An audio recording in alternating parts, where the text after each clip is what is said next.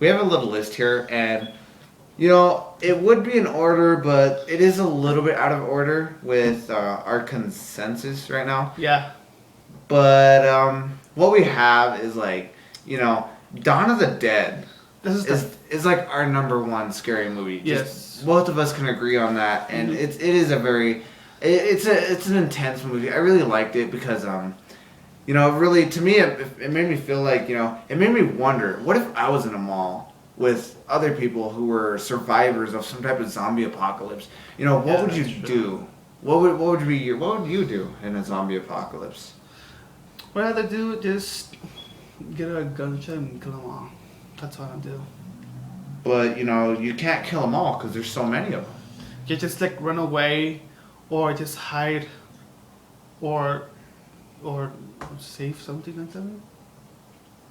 I would just stay in the mall. Yeah. Hold out, get as much food as possible, kill as much zombies as possible. Yep. I mean, that would be what I would do.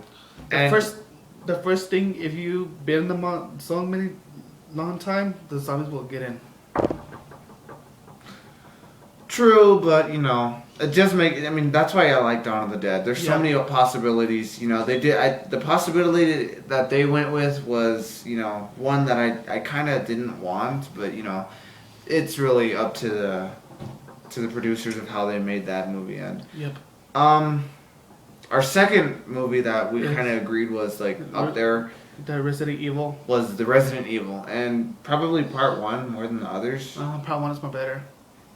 And the reason for that was because part one was just it was introducing us to Alice and all these other characters, and there was a lot of action, lots of blood and guts and shots, and Alice was just doing karate moves left and right, and you had people in uniforms with machine guns and in suits, and they were really just all in there.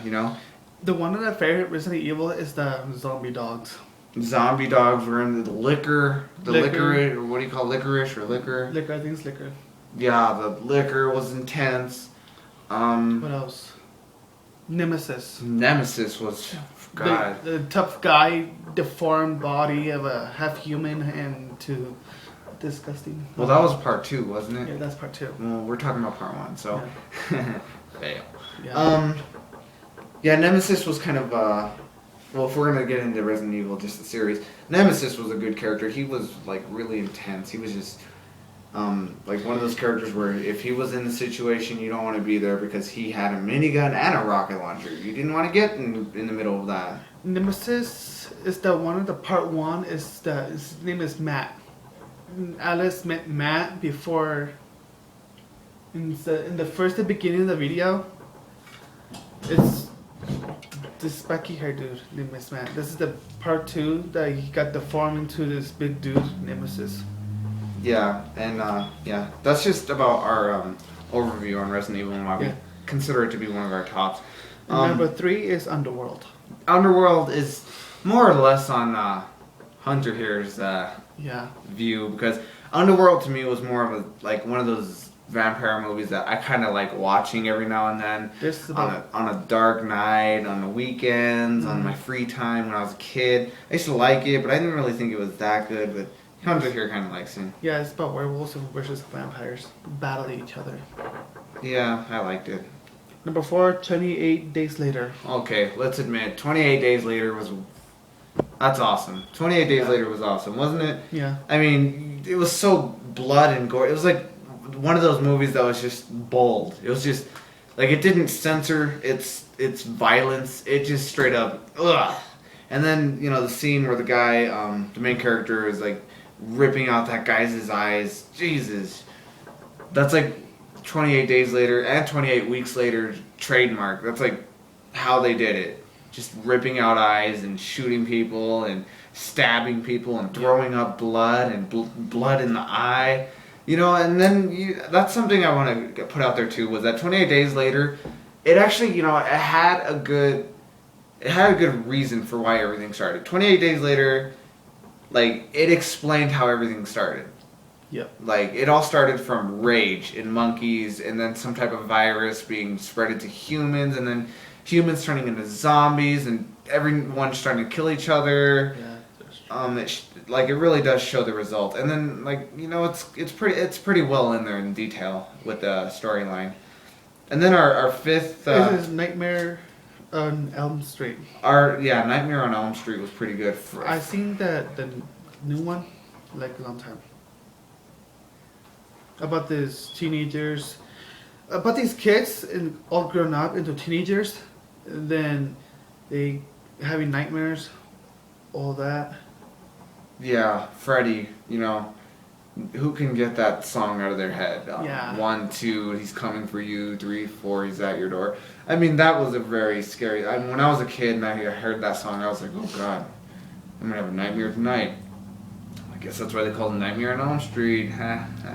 Yeah. Jeepers Creepers, our next one on the list. The favorite one is the part 1. Part 1, just you cannot beat that type of storyline. It was scary. Yeah, it's scary. Just Jeepers Creepers, just smell your fear. You couldn't stop him. You could only run away. Yeah. And even if you ran away, he was faster. He could actually fly. He couldn't get killed. Jeepers Creepers was like the perfect nightmare. You don't want something chasing after you. You don't want to. You can't. That's why I like Jeepers Creepers, was because of the way Jeepers Creepers' attire was, and how his outfit was, and how he was just, so scary, sort of.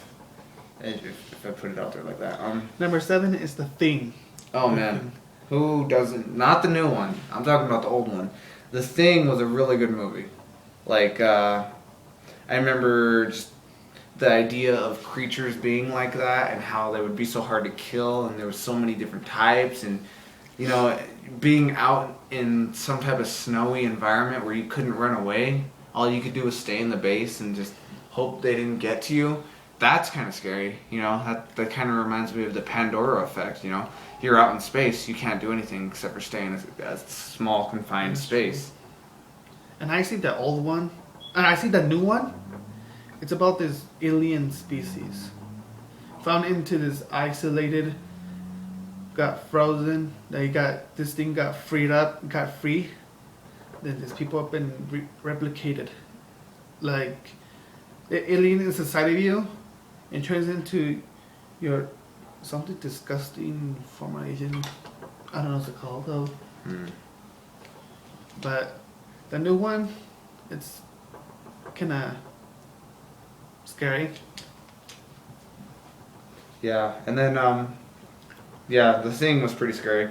The next one on our list is Texas Chainsaw Massacre. Now That's scary.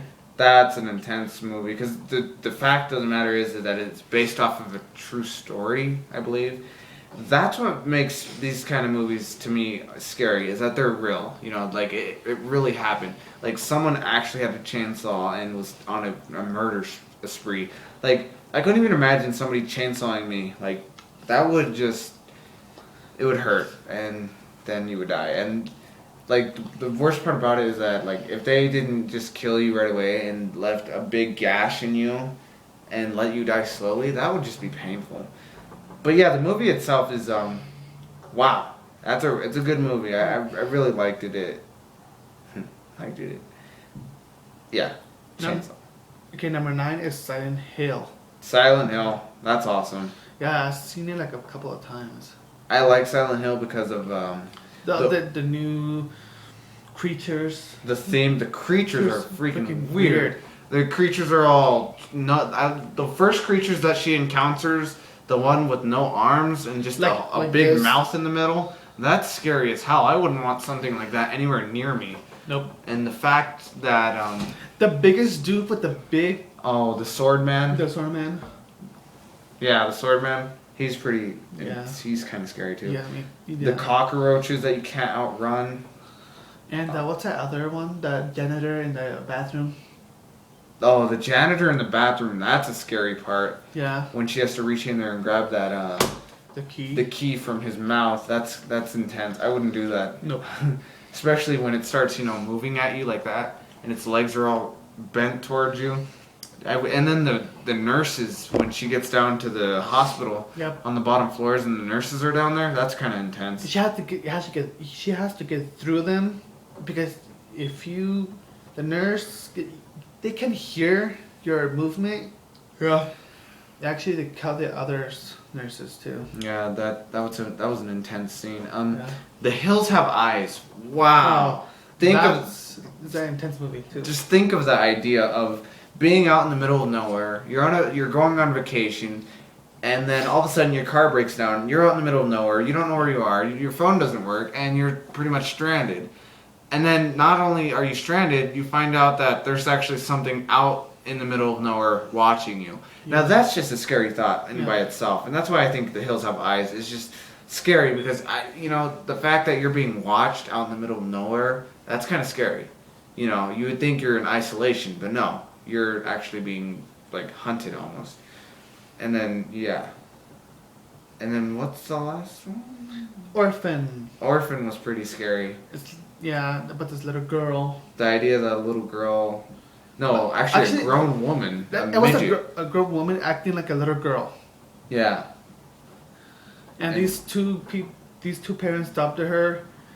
Then they adopted her the wrong. And then she would start killing people left and right. Yeah. She killed a nun. She killed a lot of people, but basically the idea that someone can disguise themselves and kill other people is kind of intense. Anyway, that's our list of scary movies that we think are like up there, and we like them, and we wish they would.